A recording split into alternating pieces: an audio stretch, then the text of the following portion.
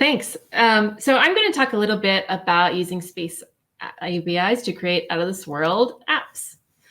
So first, let me introduce myself. I'm Linda Nichols. I'm on the Global Black Belt team at Microsoft, which is the coolest name of a team ever in the universe, but especially at Microsoft. And we focus on app modernization, app innovation, and we love Power Apps and Fusion development. I included this photo of myself here because I am presenting live in person, which hasn't happened in a while, to some Girl Scouts. And right here, we're actually doing some low code development to move robots, specifically drones. And so I love low code, I love robots, but even more than robots, I love space.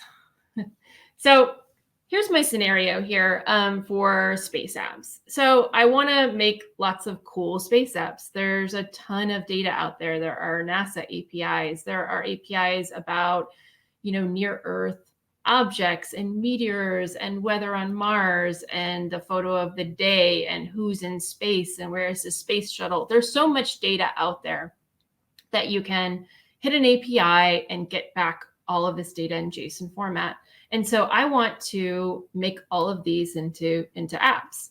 And so I really needed a really fast way to create lots of really nice looking applications. As I say here, I am not a UI developer. I can create the code to make front ends, but they do not look good because that is just not what I'm good at. So that's what's the great thing about Power Apps is that you can create nice UIs. And also I am a professional developer, but I do love low code development. So I was really excited to then use Power Apps to create my space apps.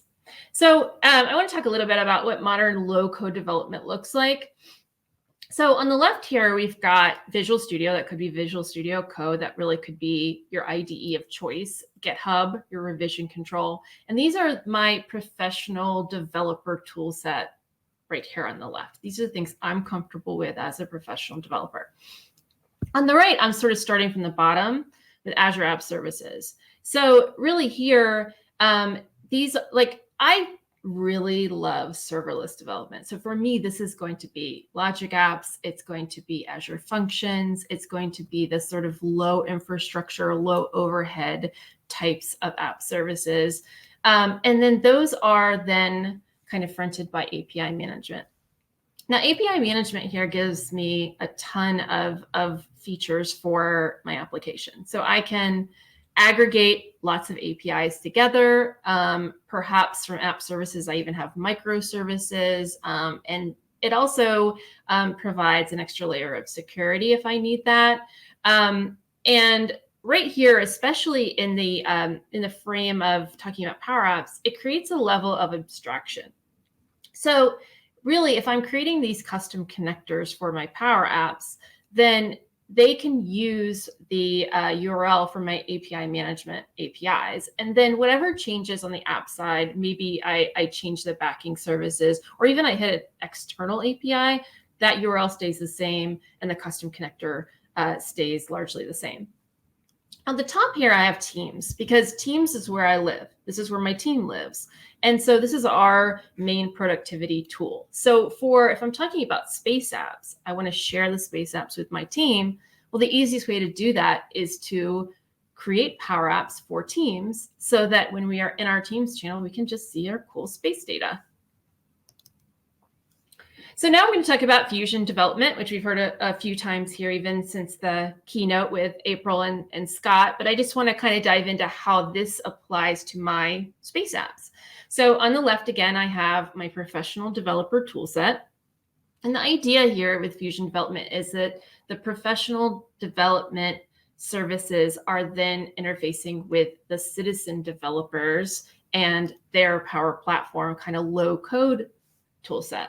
So the professional developers are using the revision control, using their IDE, and they're creating the Azure services, they're creating the APIs, they are creating the services in Azure, perhaps the infrastructure, and then maybe they're also creating the custom connectors for Power Platform so that the citizen developers can then connect to the services. And we saw a lot about custom connectors in Geetha's presentation also.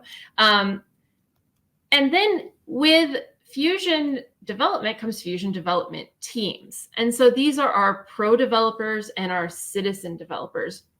And I want to talk about this a lot because the citizen developers really support the pro developers.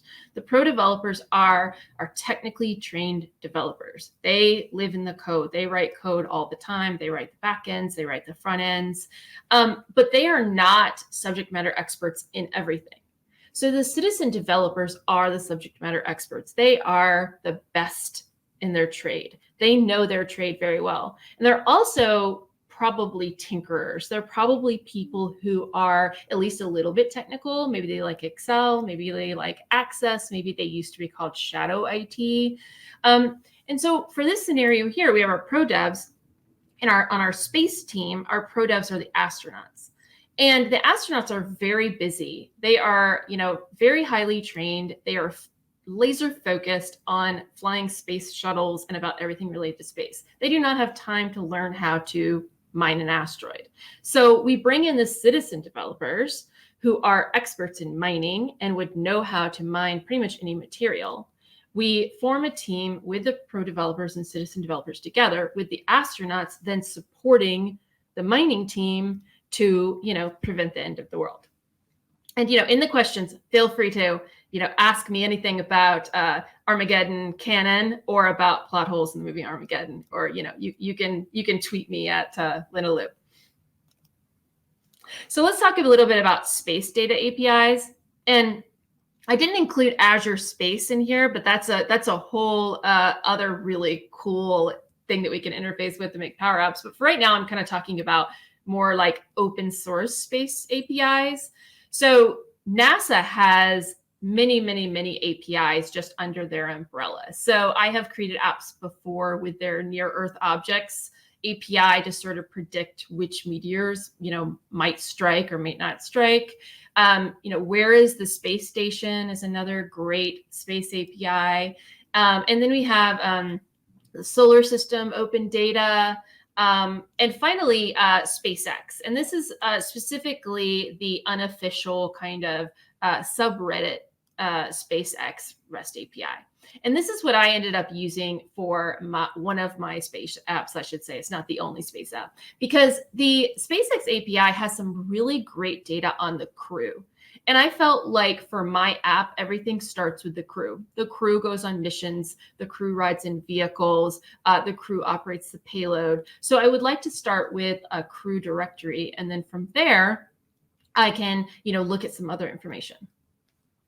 So this is what my very basic app looks like. I have a logic app in Azure that's there, my data parser. That logic app then pulls in data from this open source SpaceX API, and it sends that data out to an Azure function. An Azure function is a function as a service PaaS offering within Azure. And this allows you to run really small bits of code, very specific, almost nano services. And so that's great for parsing data. If I have something that's really big and something that doesn't make sense in logic apps, which is really a workflow, low code tool. And so the two work together really well. They're both in our serverless offering. Now, in front of that, logic apps, their HTTP trigger, I have just sort of wrapped here in this get crew API and API management. And like I said, that offers a layer of abstraction, but also allows me to create these subscription keys so I can have a little bit of extra security for my end users. And then for my Power App, my Power App is then the crew application. So now I'm going to do a little bit of demoing here. So first of all, I just want to show on GitHub what this API is that I'm using. This is unofficial, but it's a really great Node.js API. It's really good documentation, and there's a lot of good information here for my application. So now I'm going to go to the Azure Portal. This is my Logic App Designer. If you're not familiar with Logic Apps, it is a low-code workflow and integration tool. It's very, very powerful, and it's very, it's built on top of the same framework as Power Automate. So initially, the trigger for this workflow is this HTTP request. And that URL is what I'm essentially wrapping in API management. So every time this is then triggered, when there's a hit made to the API, then it goes out to SpaceX. It calls this crew query. And then it sends the result of that then to this parse crew data. So the reason I'm parsing is because there's a lot of data that comes back. And really, it's not necessary for my app. And I want my app to be very performant. I really only want it to have the data that it needs. And I want it to be very lightweight. So I really filter out a ton of data there, and I just get kind of what I need. And then finally, there's a response here. And then I'm going to go to my API management instance here. So here I have my subscription keys, like a little bit of added security that I mentioned. And then I also have, this is my Meteor Impacts API, and then I have my RSpace API.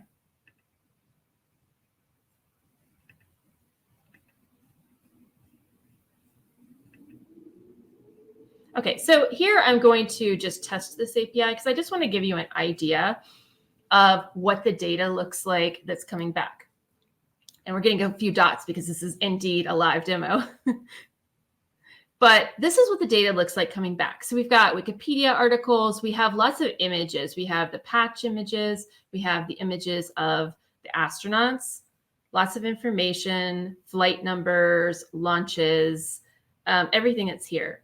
Now, when we want to now connect this to our Power App, we have a couple ways that we can do that. So we can go here to export, and we can export our Open API spec, which is essentially a Swagger file. And then we can use that to create a custom connector. Or we can do the better way, which is we actually create the connector here straight from API management. Now, in good cooking show fashion, I've already done that. So I'm going to go over here to my Power Apps environment. And this is a developer environment. So we talked about the developer plan, I think, earlier in some of the talks. And that's what I'm using here for my development, because this Space App is still very much development. So under Dataverse, I have these custom connectors here. I have other connectors for other apps that I'm working on. And this is the one that was created from API management. So I have a choice here. I can go through kind of the definitions here and make some changes, or I could actually just go to my Swagger file. I'm zoomed in here, so this is like not really the best way for it to look at it. But here I have lots of extra information here that I could just edit on the fly if I wanted to and save that. But I like the way it looks. It looks great. So I'm going to go over now to my app. And now in my app, I've made a connection here to the custom API so that I can pull in all of my crew data. And then here is my app. We're just on start here. I am just creating a collection to kind of cache this data that I've then pulled from that custom API. And that's the call there to get the crew. And I'm on the crew list screen right now. I just wanted to highlight a couple of things that I thought are really cool. So here, if I expand this gallery, this image here is actually one of the URLs that was in the data. So I just think that's one of the reasons why I want to create a Power App for the data. Because if you look at the data, you can get some information, you can see some math and some numbers and things in there. But the pictures of the astronauts is something that is just really great in this visual setting. So I was really excited to include that in the app. I also have a detail screen here with the Wikipedia article. I have a list of the missions they've been on, and then a lot of data here at the missions. I don't actually know what some of these numbers mean, but I included them because someone, I'm sure, does. And there's lots of information here about the astronaut. So let's look at what the app looks like. So it's showing all of the current SpaceX crew here and all of their great pictures. At the top here, we've got Bob and Doug. They're pretty famous because they had a splashdown, I guess, relatively recently. If I click on the picture here, he only has one mission, 0 failures. And here's the mission here. And I can do this for every single one of my astronauts. And I just get so much information here about all of them. And this app was really pretty simple to build with just this data that I pulled from only one of these space APIs. I mean, it's really like endless what I could come up with. And now with Azure Space too, that's really going to be my next project. So I'm going to go back here to now to my slides. And if you have questions, please feel free to put them in the chat. We'll answer. Also, feel free to tweet me. And finally, again, I think we want to just keep pushing everyone to please like explore Fusion development. Even if you're a professional developer like me, I'm really both. I'm the professional developer and I'm the citizen developer. And I like to work with citizen developers because I'm not a subject matter expert in every single industry. So it really, and I think too, developers, we have a lot of backlogs of applications. And the idea of Fusion Teams really opens things up to really be able to fill that gap so that we can create more apps, create more space apps. So yeah, check out the ebook, check out the Cloud Skills Challenge. I've done both of them. Feel free to tweet me about them. Here I am on Twitter, Lina Lu. And I'm really Lina Lu on everywhere on the internet. So feel free to reach out. And thanks a lot for watching my talk.